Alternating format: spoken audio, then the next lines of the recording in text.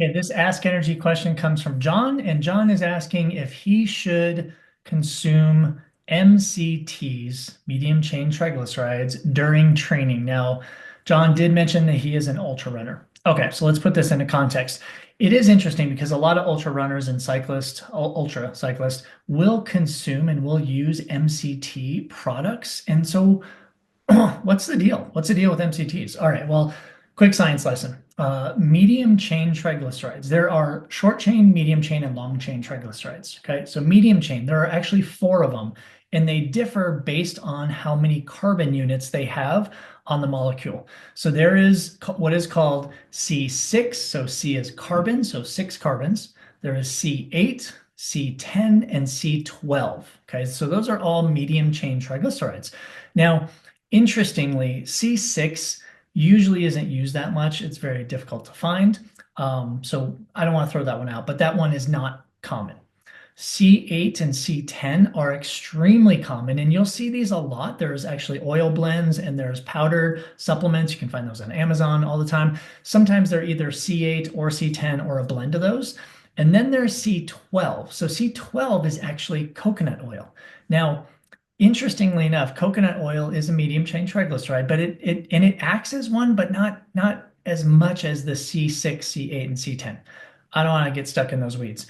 What I want to tell you is this. So we know that the difference between these four medium chain triglycerides are the amount of carbons on them. Okay, check. But who cares, right? At the end of the day, who cares? Why is John asking this question? Well, here's why.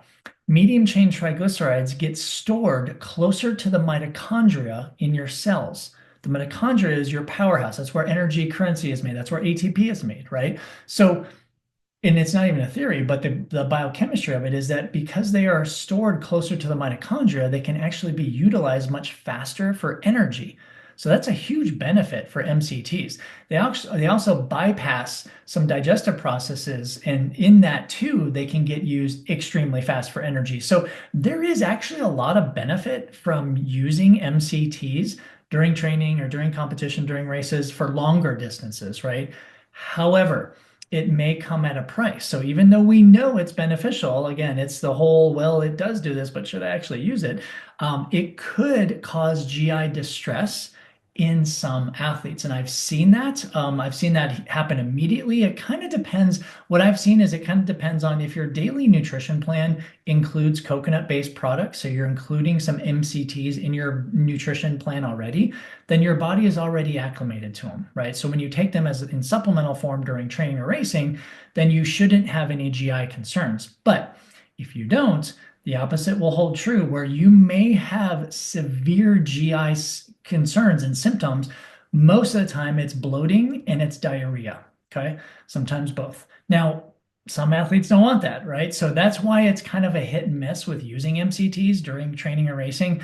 But listen, we know the science is there. We know it can work. It's just a matter that comes down to it is, do you need it? Like, can you get calories from somewhere else? If so, maybe. I mean, and the whole draw, by the way, of using MCTs with ultra runners and ultra cyclists, because listen, it's fat, right? It provides a lot of calories. And when you're an ultra endurance athlete, you need a lot of bang for your buck when it comes to calories, right? You don't want to be carrying 10 million carbohydrate based gels when you could do, maybe 2 million, I mean, relative speaking, right, of MCT oils, right? So it makes sense because remember, a fat will give you about 2.5 times more calories, roughly speaking, right, than a carbohydrate. So that's why a lot of ultra endurance athletes move and are kind of interested in the MCTs because you can get a lot more calories and it weighs less because you don't have to carry as much.